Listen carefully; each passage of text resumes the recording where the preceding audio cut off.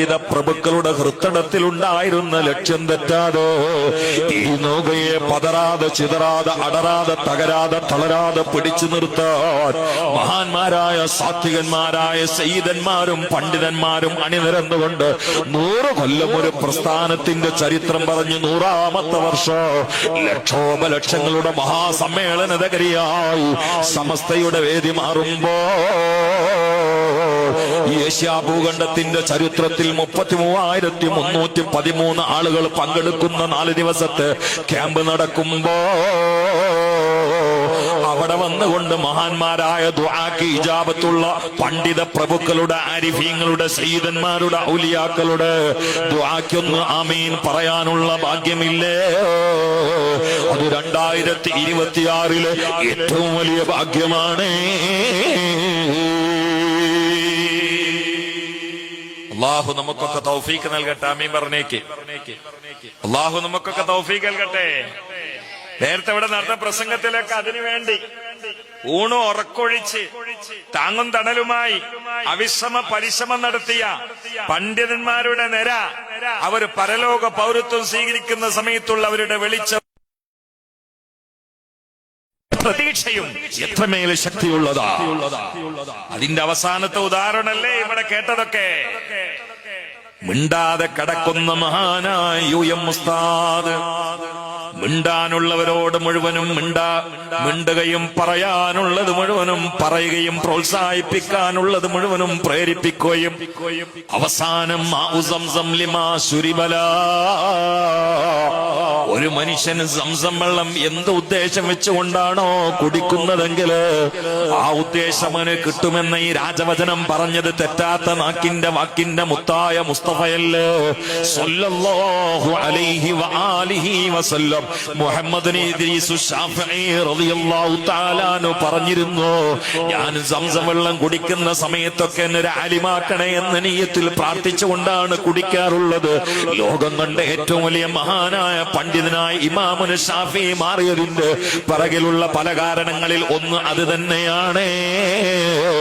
അതേ സംസം വെള്ളം മഹാനായ യുഎം ഉസ്താദ് വാങ്ങിക്കുടിക്കുന്ന സമയത്ത് അവർ മനസ്സിൽ കരുതിയിട്ടുണ്ടാകോ, ആരും അറിയാതെ ദുആ ചെയ്തിട്ടുണ്ടാകും, എന്റെ അന്ത്യൻ നീ കലിമയിൽ കലാശിപ്പിക്കണേ റബ്ബേ, കലിമ കൊണ്ട് സന്തോഷിപ്പിക്കണേ റബ്ബേ. ഇന്നല്ലദീന ഖാലൂ റബ്ബുനല്ലാഹു സുമ്മ ഇസ്തഖാമൂ തതനസ്സലു അലൈഹിമുൽ മലായിക അല്ലാ തഖാഫൂ വലാ തഹ്സനൂ വഅബ്ശിറൂ ബിൽ ജന്നത്തില്ലതീ കുൻതും തുഅദൂൻ. ഈ ആയത്തിനെ അനുസ്മരിപ്പിച്ചുകൊണ്ടല്ലേ വലിയുള്ളാഹി ശംസുൽ ഉലമാ വിടവാങ്ങിയത്. ഈ ആയത്തിനെ അനുസ്മരിപ്പിച്ചുകൊണ്ടല്ലേ റഈസുൽ മുഹഖഖീൻ വിടവാങ്ങിയത്. ഈ ആയത്തിനെ അനുസ്മരിപ്പിച്ചുകൊണ്ടല്ലേ സീച്ച് ഉസ്താദ് വിടവാങ്ങിയത്. ഈ ആയത്തിനെ അനുസ്മരിപ്പിച്ചുകൊണ്ടല്ലേ കെവി ഉസ്താദ് വിടവാങ്ങിയത്. ഈ ആയത്തിനെ അനുസ്മരിപ്പിച്ചുകൊണ്ടല്ലേ മഹാനായ കെ ഉസ്താദ് വിടവാങ്ങിയത്. ഈ ആയത്തിനെ അനുസ്മരിപ്പിച്ചുകൊണ്ടല്ലേ സയ്യിദ് ബാഫഖി തങ്ങൾ വിടവാങ്ങിയത്. ഈ ആയത്തിനെ അനുസ്മരിപ്പിച്ചുകൊണ്ടല്ലേ സയ്യിദ് പൂക്കോയ തങ്ങൾ വിടവാങ്ങിയത്. ഈ ആയത്തിനെ അനുസ്മരിപ്പിച്ചുകൊണ്ടല്ലേ സയ്യിദ് മുഹമ്മദ് അലി ശിഹാബ് തങ്ങൾ വിടവാങ്ങിയത്. ഈ ആയത്തിനെ അനുസ്മരിപ്പിച്ചുകൊണ്ടല്ലേ സയ്യിദ് ഉമർ അലി ശിഹാബ് തങ്ങൾ വിടവാങ്ങിയത്. ഈ ആയത്തിനെ അനുസ്മരിപ്പിച്ചുകൊണ്ടല്ലേ സയ്യിദ് ഹൈദർ അലി ശിഹാബ് തങ്ങൾ വിടവാങ്ങിയത്. ഈ ആയത്തിനെ അനുസ്മരിപ്പിച്ചുകൊണ്ടല്ലേ ചെറുശ്ശേരി ഉസ്താദ് വിടവാങ്ങിയത്. ഈ ആയത്തിനെ അനുസ്മരിപ്പിച്ചുകൊണ്ടല്ലേ കീശ്ശേരി ഉസ്താദ് വിടവാങ്ങിയത്. ഈ ആയത്തിനെ അനുസ്മരിപ്പിച്ചുകൊണ്ടല്ലേ കാളമ്പാടി ഉസ്താദ് വിടവാങ്ങിയത്. ഈ ആയത്തിനെ അനുസ്മരിപ്പിച്ചുകൊണ്ടല്ലേ കോയക്കുട്ടി ഉസ്താദ് വിടവാങ്ങിയത്. ഈ ആയത്തിനെ അനുസ്മരിപ്പിച്ചുകൊണ്ടല്ലേ കുമരമ്പത്തൂർ ഉസ്താദ് വിടവാങ്ങിയത്. ഈ ആയത്തിനെ അനുസ്മരിപ്പിച്ചുകൊണ്ടല്ലേ ചെറുവാളൂർ ഉസ്താദ് വിടവാങ്ങിയത്. ഈ ആയത്തിനെ അനുസ്മരിപ്പിച്ചുകൊണ്ടല്ലേ അത്തിപ്പറ്റ ഉസ്താദ് വിടവാങ്ങിയത്. ഈ ആയത്തിനെ അനുസ്മരിപ്പിച്ചുകൊണ്ടല്ലേ യുഎം ഉസ്താദ് വിടവാങ്ങിയത്. ഇന്നല്ലദീന ഖാലൂ റബ്ബുനല്ലാഹ് ثم استقاموا تتنزل عليهم الملائكة ألا تخافوا ولا تحزنوا. നമുക്കും പിൽക്കാലത്ത് വരുന്ന ആളുകൾക്ക് ഈ ആയത്തിനെ അനുസ്മരിപ്പിച്ചുകൊണ്ട് വിടവാങ്ങാൻ കഴിയണം. അതിനാണ് സമസ്ത.